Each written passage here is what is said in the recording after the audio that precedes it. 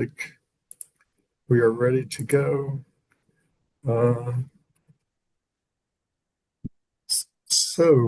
Welcome to the general meeting of Koha US for the month of April, April 1st. And I'm Chip Halvorsen, president of the group. And yeah, let's have a meeting. First thing on the agenda is the bylaws voting.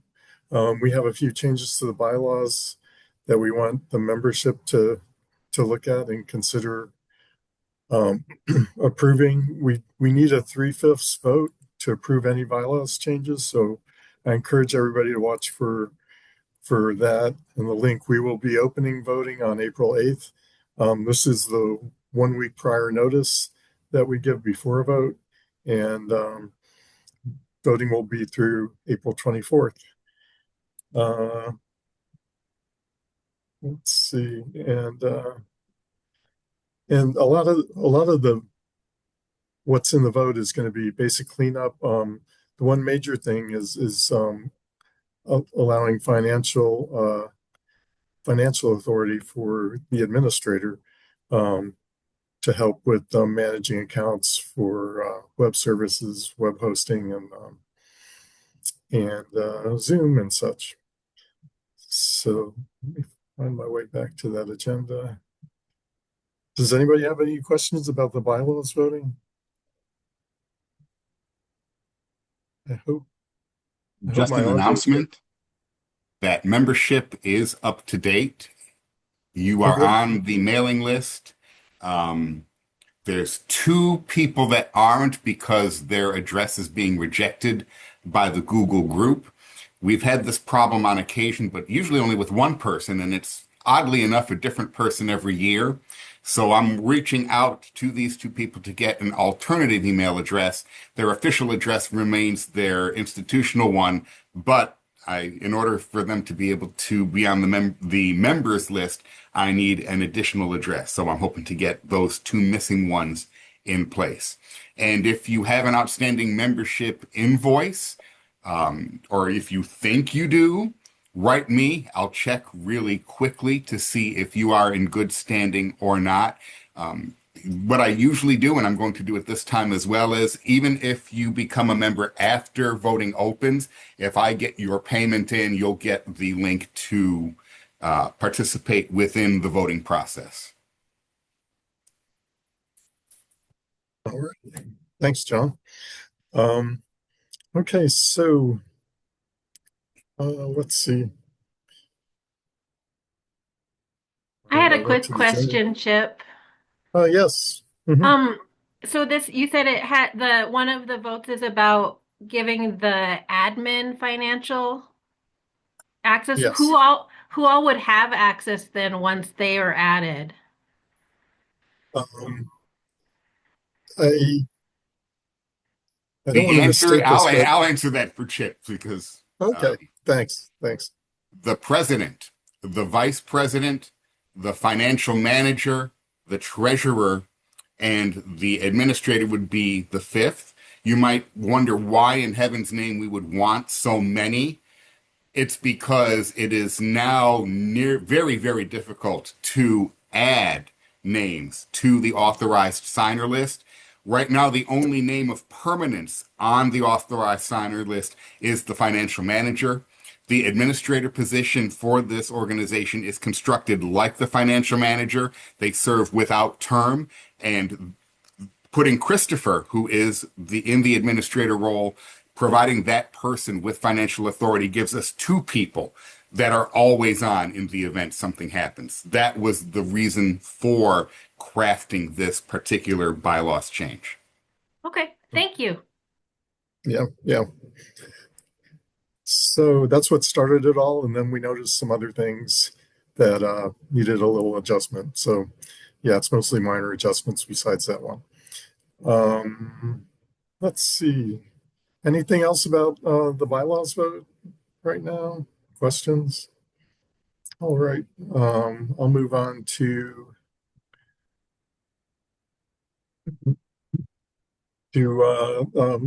the call for conference presentations went out last week, and I'll send reminders, but be thinking about what you might be able to share, the knowledge you have with your fellow members at the conference in August in Fayetteville, Arkansas.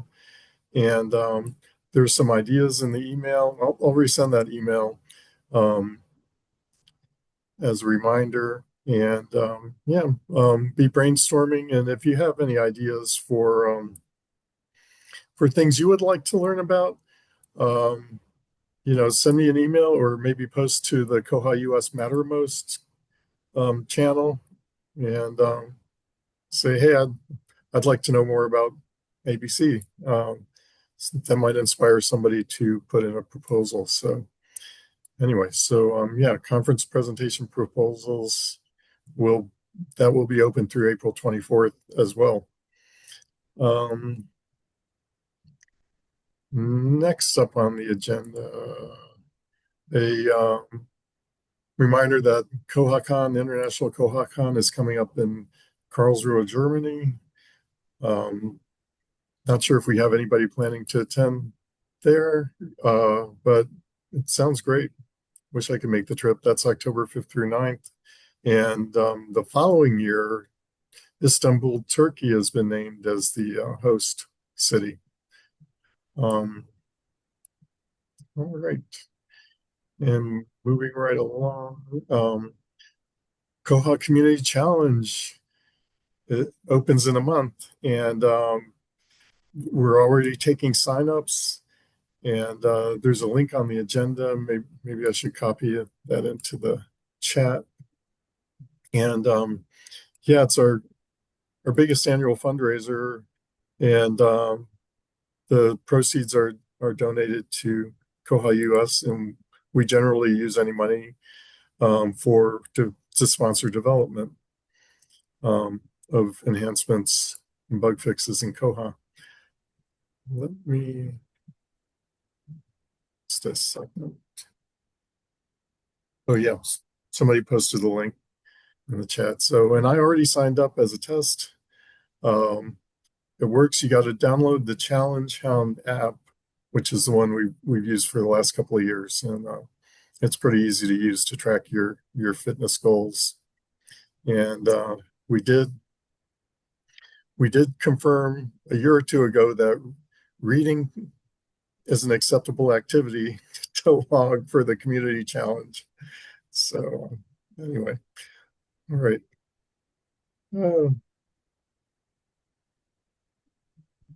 Fred needs a new post of the agenda link. Kristi, I think, has posted that. So thank you. Yep, thank you. Great. All right.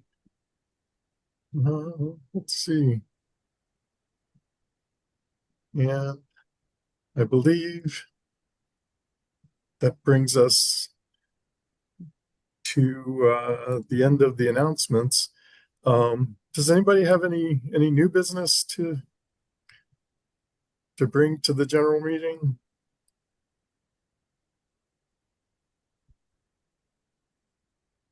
Okay.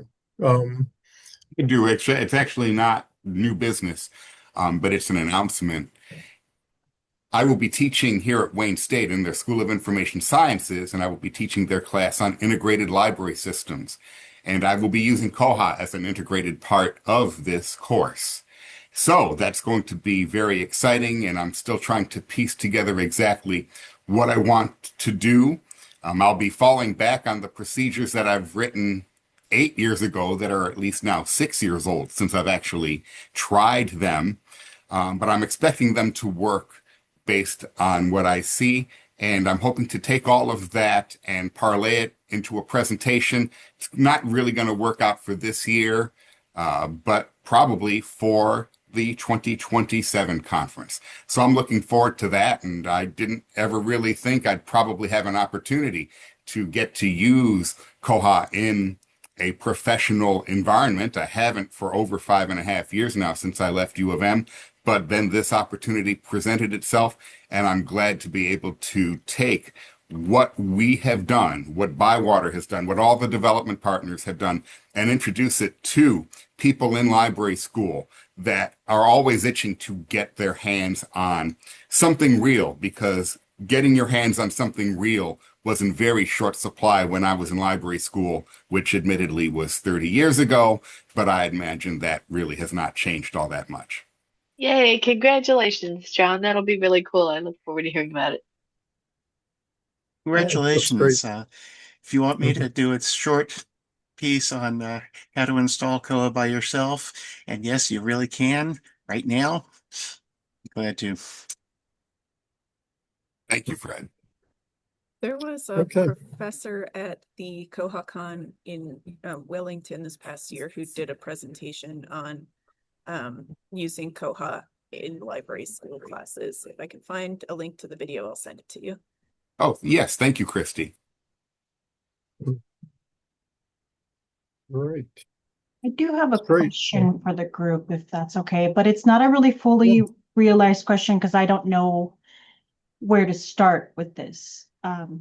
So I put in a request to ByWater to get the accessibility compliance materials for Aspen and Leda. And when I put in the request, I was asking for like internal documentation rather than like what the general information of what this is. And I was wondering, is this something that this meeting is in charge of, or is something that ByWater is in charge of? Like I'm just trying to figure out like what are the steps to getting this kind of information in the future? Like is this something that we should take responsibility for, or is this something that ByWater is responsible for? Is this specifically about Aspen and Leda? Yeah, so we got Yeah. like, oh my goodness, sorry, this is Koha general meeting. Well, yeah, well, we also, Koha has a publication There's so catalog many too. meetings, I'm sorry. So it's a good question. Yeah, so yeah, I am really not sure. I could ask about that. But I think that's on the developers in those communities. It's not any one organization that's solely responsible for it. This might be similar to the question you're asking. I was asked to find out if Koha is ADA compatible with the new US ADA. And I asked Professor Zoom, which led me to a few links that led me to conclude that it is. But moderately recent versions. I see. Yeah, I see Catrina's putting some links in the chat. Christopher's right. Like that's on the developers, the community as a whole for Koha, which gets messy. Like I've had a few conversations about whether or not ByWater is responsible for that. And like really strictly speaking, no, because ByWater doesn't own Koha, but at the same time, like, yeah, kinda, because we're a major developer within Koha. So my two-part answer, I guess, is one, I know Laura and Lucas have been working on a whole bunch of accessibility stuff lately. And if you spot any accessibility shortfalls within Koha, do open up a ticket and file a bug. Oh, I see Juliet's put a link to a bug search. Because we do want to address those things. It's pretty important for all of us. But also I would say that's very much the sort of thing we're working toward the Koha Foundation for, to make it so there is like an organization that's in charge of making sure that happens. Because it's the sort of thing that can easily fall into that like middle space of, well, nobody's specifically in charge of this. So would that put the responsibility solely on the foundation? I it's a complicated, like I don't know where the legal responsibility falls because I'm not a lawyer. Um, and I don't know enough about like how that enforcement actually shakes out in the real world. I would say the foundation would then be in a good position to spearhead that work to make sure that someone is doing it and that it is getting done.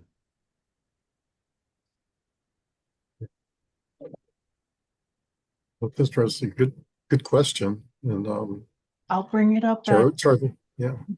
the Aspen meeting, Bob. I see your comment in it. Thank you. I'll bring it up there.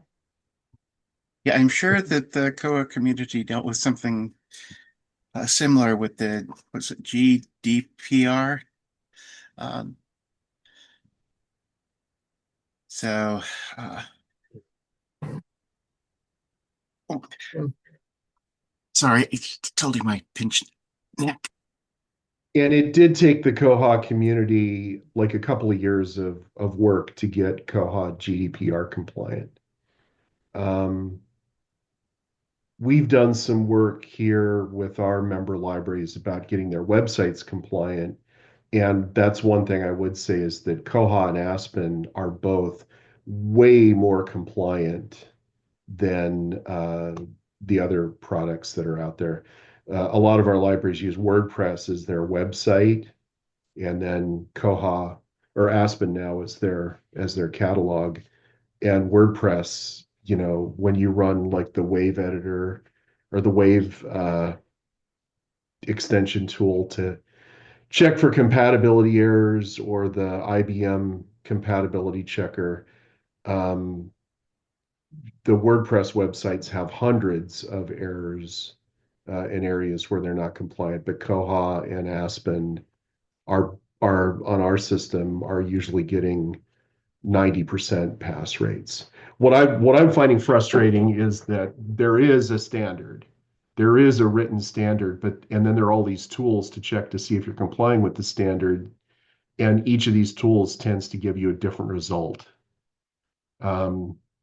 So they're not applying the standard in the same way. So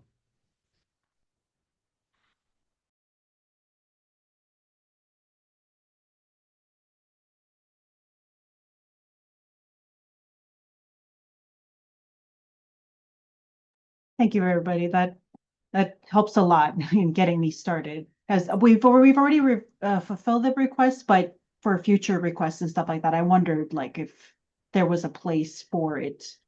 So it's good to know everybody's have an idea or can talk about it later.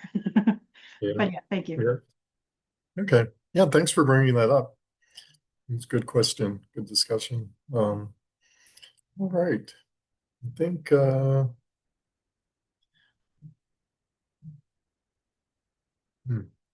okay. Let's see. I think we can move along to open discussion.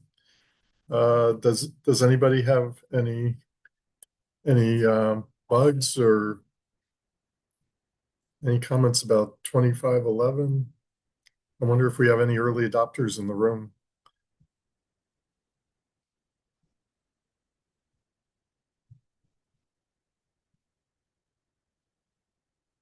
Okay.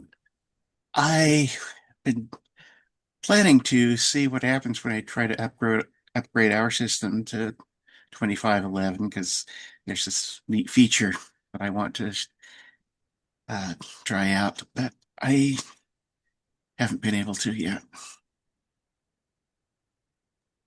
Fred, what's the feature you're excited about and you want to test out? The ability to make more MARC subfields visible, like the 856Z. Okay.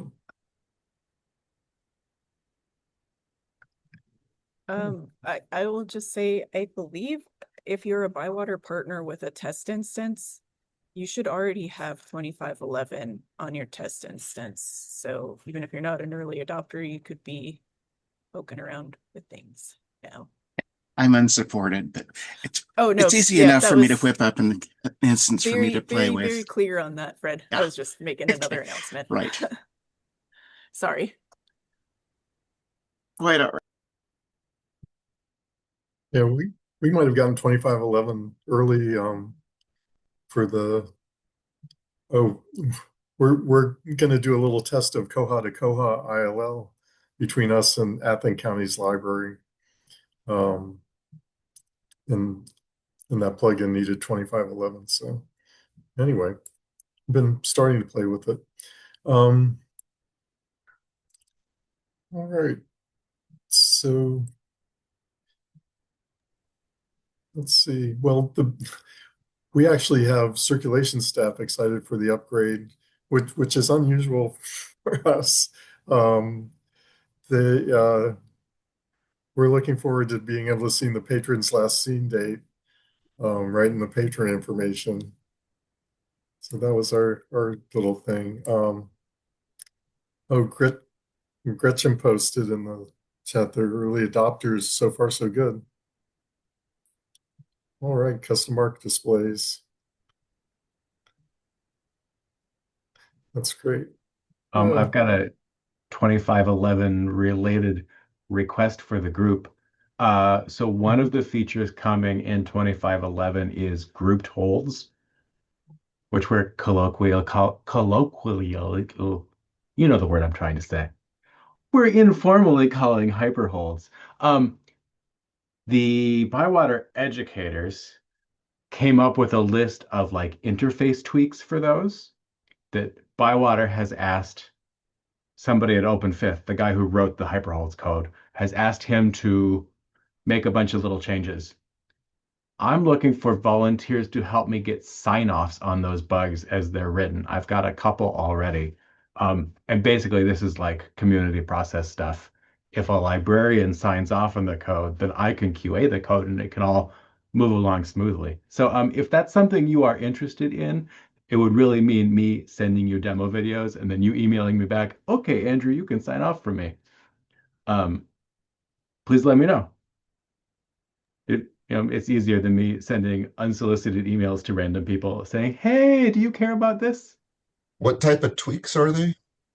Oh, it's things like I've got one to sign off right now that makes Koha show you the actual hold group ID that lives in the database. It makes it show it to you in the interface more easily in case you need to go look in the hold logs for that. So that kind of stuff. I think the one thing, George and I were talking about it as we were setting up our next video, and there are a lot of functionality things that are of concern that would make me hesitate to even start out with it. There are some issues that were raised about holds queues and hold counts and limitations, and so I'm hoping that some of those things will get addressed in the near future, because it does look like a great feature. I would My say, question was, yeah. oh, sorry. No, after you. My question was, how does it work with records where you have item groups on the records? They're kind of parallel systems. Like you can place a hold that is an item group hold. You can place 5 holds that are all item group holds. And then you can group those holds together. It's a vocabulary problem more than anything else. Grouped holds are wholly distinct from holds on items that are in item groups. Yeah, and that was my question, is if somebody has a bib record for something like the fall of the Roman Empire, or that's probably not a great example, but if there's a fall of the Roman Empire and there's a group and there's a regular print version that has an item group where there's item groups of volume 1 and volume 2, and then maybe another item group or ungrouped items in there that are volume 1 and volume 2 together. And then there's another bib record that's like a large print copy that doesn't have any item groups, and you do a hyper hold on both bib records, how do you know if my thought is that somebody is naturally going to end up with volume 2. A hyperhold is a collection of regular holds. So you would place your hold on the item group that contains volume 2, and you would place an item level hold on the large print volume 2, and then you would group those two together. So Right. you've got two separate holds. They can only be filled by volume 2, and you're going to get whichever one of those comes in first. Okay. So are you saying that you have to place the individual holds and then group them together? Either you place the individual holds and group them together, or if you're placing multiple holds at a time, which Koha will let you do, like from your search results, there is a box there to say group these immediately. But really, it's place individual holds and then group them after the fact most of the time. Okay. Does anybody know where Aspen is on development this? Because Jira's last action was like October or something. Chloe over at Open Fifth is on vacation this week, but when she gets back next week, is going to finish her testing on that code, that Aspen code, which was written a while ago and has been waiting for testing. Had to be rebased. I'm going into too much detail. But yeah, we're working to get that in front of people for testing. And it should be moving along soon. I don't know if it's going to make it into the May release of Aspen, but I would expect it probably in June, if not May. Is that how months work? Yeah. The big aspect that I see with this feature, I think Jason brought it up or was talking with somebody about it in another meeting, but the holds queue, it seems like everything, if you have a group that's of 5 items and those 5 items are all available, they will all go on the holds queue at the same time. And so it's like one item triggers that group, the rest are canceled, and then you've had these staff pull these items that are, not triggering holds. And it seems like, if you get enough people using this feature, there's going to be a lot of items being pulled that are wasting staff time. Yeah, I see that. That was a thing that we really explicitly discussed with the funders of this development, and that was how they wanted it to work. They wanted it to be, we place all these holds and we send people out to get them and we fill whichever one comes first. But I see how that's not going to work for everybody. So yeah, I think that's going to be a huge caveat for especially bigger libraries and consortiums. So that probably will end up some sort of system preference. Like, how do you want this to work? Which makes sense. It's a big, complicated feature. It's going to have places where libraries disagree about how it should function. Hey, there's Mike. Speaking of the funding library. Yeah, I was just about to say that. Yeah, that's, I don't know if that's like long term how we want it to work either, just in terms of like, obviously there's the whole queues issues, which we'll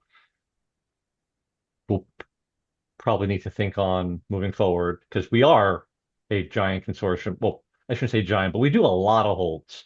So we definitely understand. In fact, we might even be hesitant to, particularly on the Aspen side, once it's in Aspen and you can place a grouped hold as a patron, we don't want it to break our holds any further because we're doing so much capacity in terms of that. But that's definitely been on our radar as well. So like, yeah, ideally there's some sort of solution to that holds queue issue in the future. But this has been a priority of ours since like before Koha. Our executive director's pipe dream has been Ferberized hold since like I started working here. So this has been a big push for a while for us. So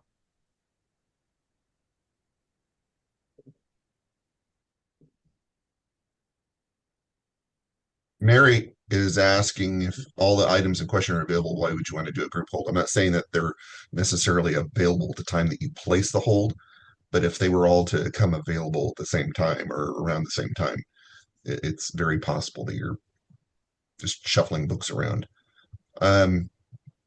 What about I know another concern that was raised was libraries that might be limiting the number of holds people can place. Do any libraries limit the number of holds that their patrons can place? Because what you put in that group hold doesn't count as one hold, unfortunately, even though the end result is to get one item. So if you put 5 items in there, it counts as 5 items, it sounds like. That's correct. Yeah. Each hold within the group counts individually toward your total hold limit.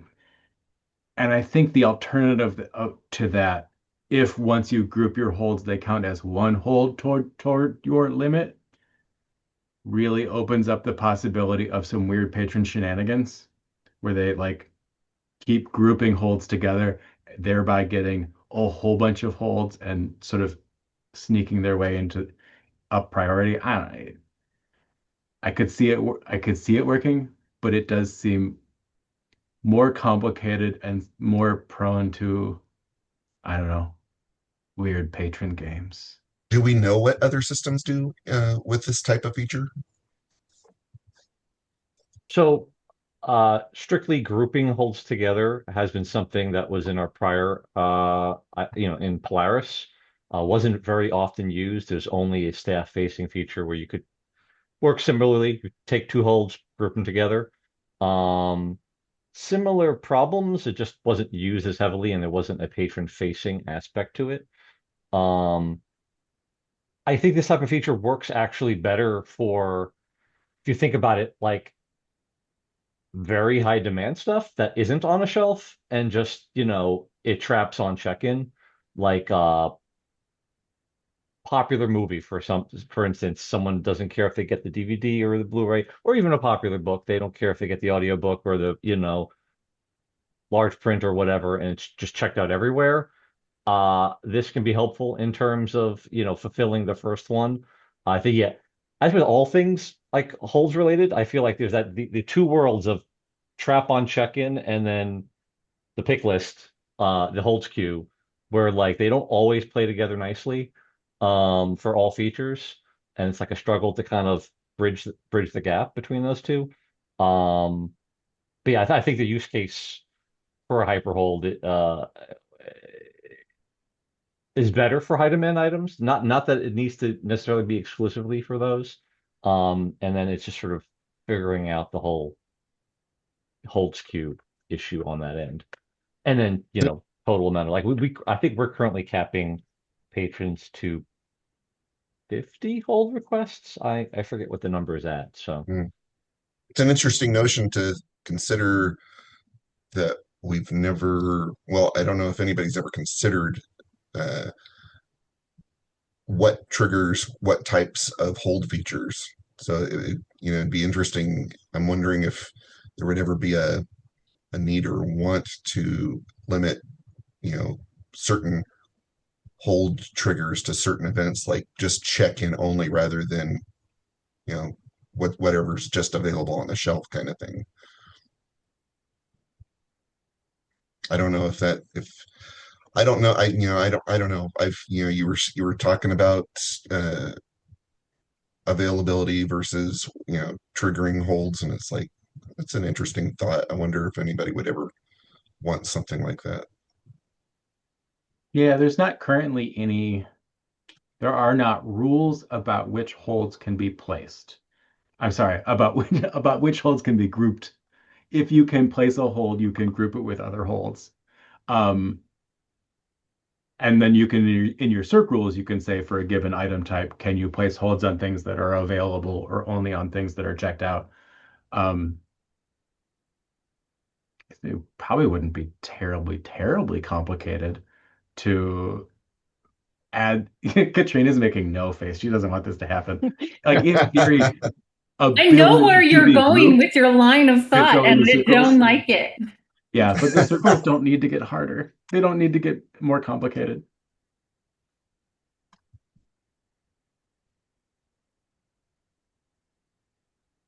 Right. Anyway, I do know that there in the rules there is a setting for on shelf holds. Yeah. So, I mean, there is that type of limitation. So, You still can't hear me, can you? Oh, no, we can. We can Oh, hear you you. hear can. you. Yeah. Okay. Well, we limit our holds to 20. So, but I have a question because I think I was very confused about the whole group holds thing. This is not like item group. This is not. We use item groups for, no, it's not. Katrina's shaking her head. No. So, because we use item groups for our magazine and for the basically as of like a volume hold. So this is got nothing for us, right? Yeah. No, it's more of a first available within a group.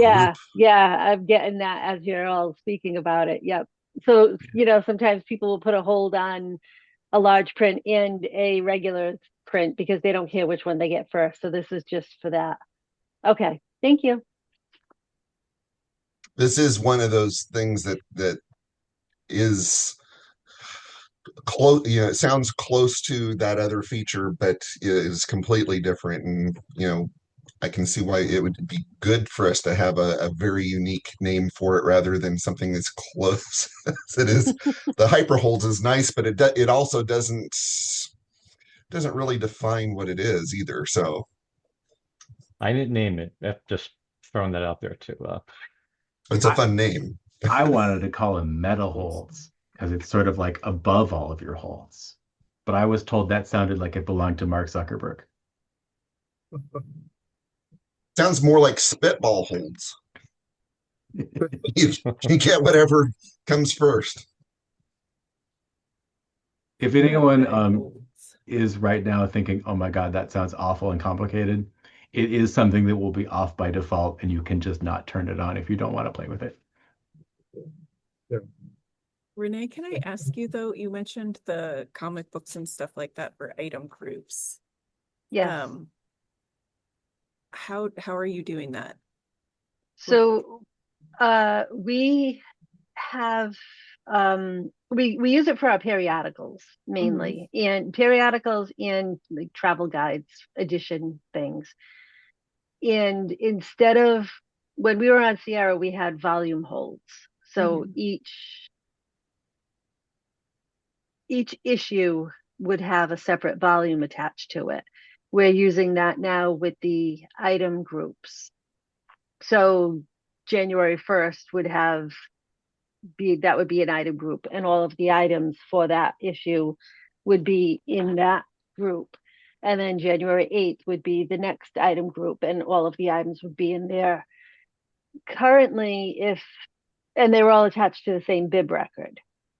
So currently, if someone is placing a hold and they want volume for January 1st and January 8th, they can't place multiple holds because the system sees that they already have a hold on that bib, so they can't place a multiple hold on that bib. From the OPAC, it stops them at one. What we were hoping for was item group level holds so that they could place one on January 1st, one on January 8th, and any other volumes that it wants. Does that make sense? Yeah, it does. And that works.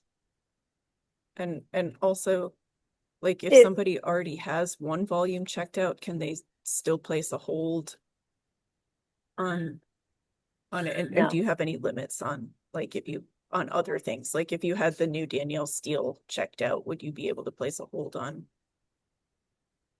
No, if you have, and that's the problem with the item groups that we've run into, because we would like people to be able to place holds on different issue levels, but because they already have something checked out from that bib record, then it doesn't allow it. Okay. I feel like I may have asked you this before, and I apologize. I wonder if that's because you have your circulation rules set to only allow one hold per bibliographic record. And if you changed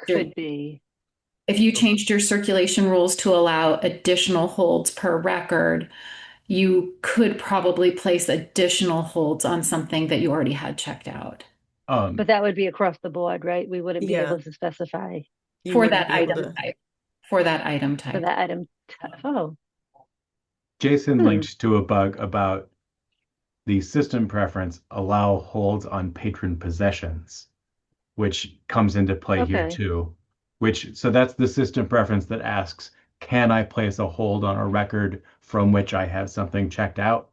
And I Mm-hmm. know Jason asked on behalf of Koha US Development Committee for an estimate from us on the work it would take to make that allow holds on patron possessions work with item groups to say, if I have something from this bib checked out, I can place a hold on the bib, or not on the bib, but on an item group that is not the group from which the item I have checked out came. And from that sentence, you can tell it's a little complicated. Would like to see. Yeah. I've always been annoyed with the with that particular um, allow holds on patron possessions because it's global. It does it for everything, and I haven't wanted it on everything, but because we have multiple magazines in one bib, it's a necessity.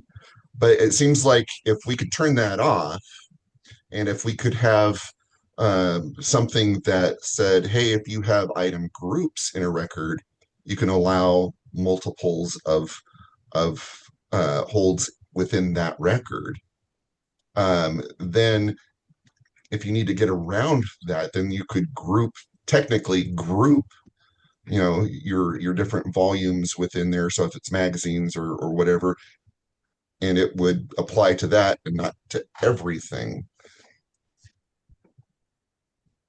Yeah, I mean, Katrina linked another bug about allow holds on patron possessions. Yeah, it is a setting that could stand to get more granular, but it makes everybody's head hurt when we talk about it.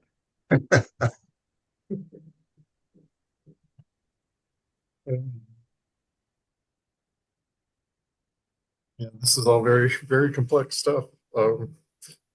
Great Circles are the worst. conversation. Yeah. At Hackfest last week, there was some discussion of how to make the circ rules easier to look at and interact with. I think what part of the ideas discussed there were like, where can we pull that table apart, pull that page apart into smaller chunks? I've always sensed the circ rules change from issuing rules to circ rules. I've often wondered why it all has to be one table.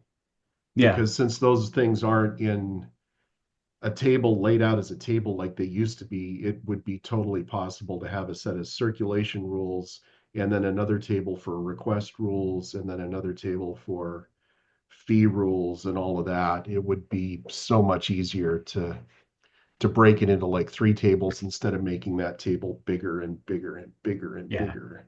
yeah, there was some work many Koha versions ago that really changed how that all gets stored in the database so that it is much more flexible. And that was sort of a first step toward changing the interface. And then nobody ever quite agreed on what the new interface should be. So the data is in a good place for it. Well, and it was NEKLS paid for a lot of that. And the issue is that the person at NEKLS who instigated most of that left and was replaced by this schmuck from Idaho who didn't really care. And so we never followed through on some of those. And the other issue was that Jesse Weaver was the person at ByWater who did most of that development. And then he went on to do other things. So he left ByWater and is off conquering the world in other ways. So Yeah.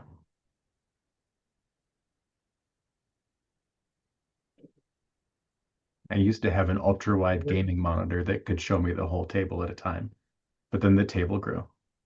I have 3. That's why I have 3 monitors side by side. You can just stretch it. I have 2. I've thought about asking for a third. And I missed I have my a- extra monitor today. I have a I'm on a 32-inch laptop. curved. I have a 32-inch Oh. curved monitor, and I can fit if I make it big enough and make the text a little bit smaller, it does actually fit. I have a 32-inch curve too, but I had to buy it myself. Oh yeah, they're good to me. OSL is very good to me. I know a developer, and I won't out them, who's been working on a VR headset, just doing their coding on a VR headset. And I do wonder what it would be like to be within the circ rules table.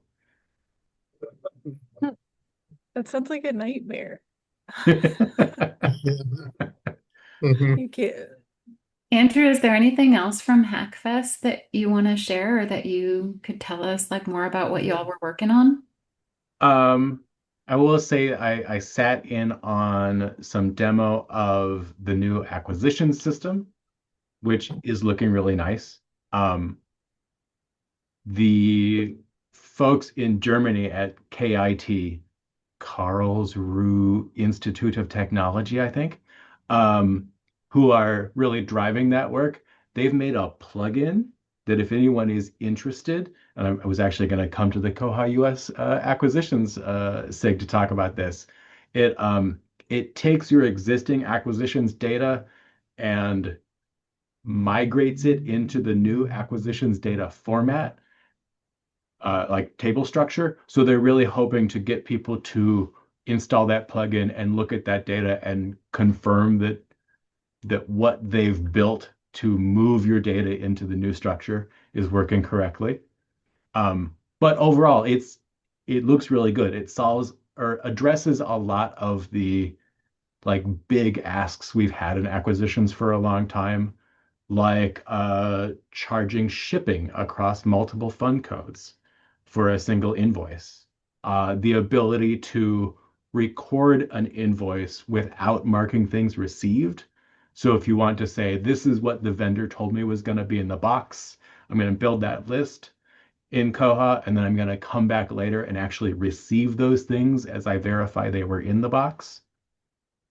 There were other things that it did that were cool, and I can't remember what they were now. That's very exciting. That work is going to come after and build upon some big discussions we had about permissions rewrites. I'm very excited for a permissions rewrite, which is going to be an undertaking, but the general idea there is to make the permissions all super granular and sort of object and scope based.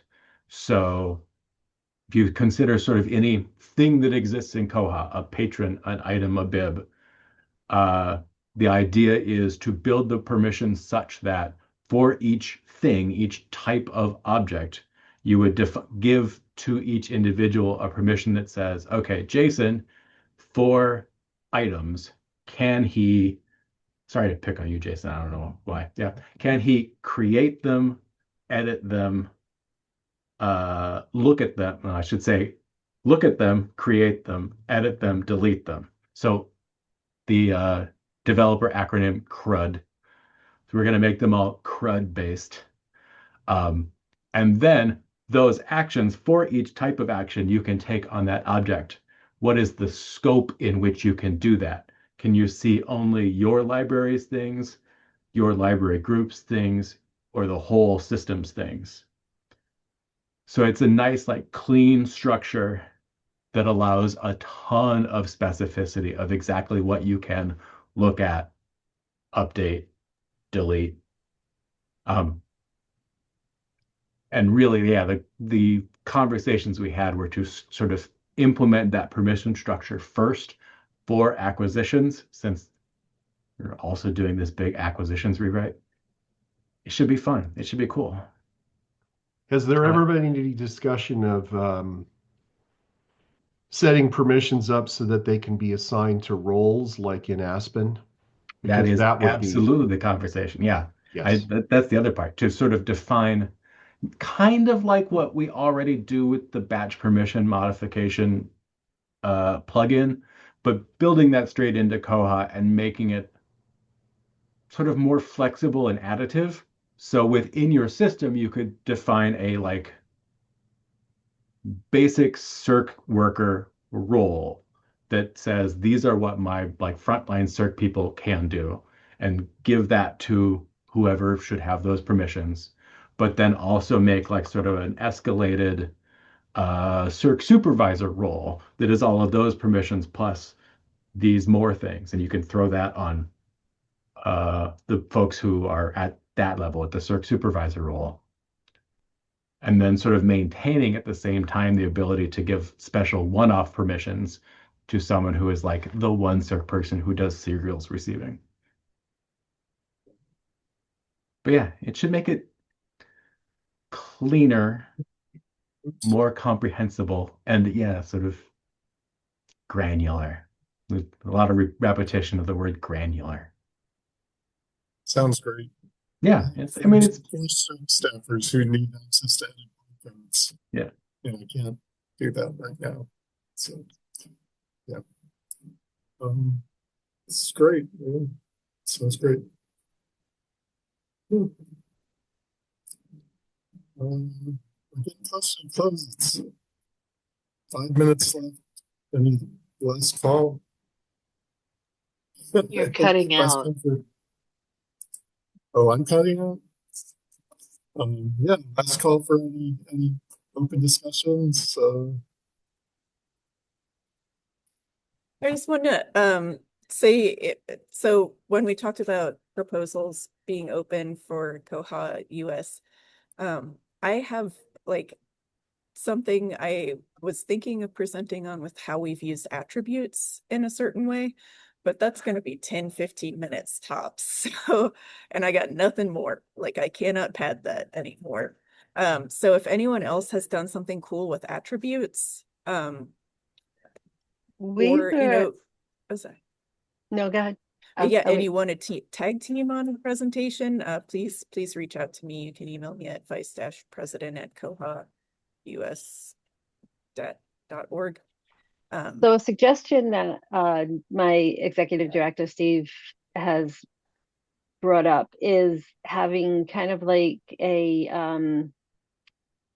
multiple presentation for larger systems or whatever. And he was interested in seeing if people have, you know, like 15-minute things that they want to present on and group together. So that might be something that we could work on together, but I don't have any details. It could maybe fit in there. Yeah. I'll email Steve. Thanks. Thanks.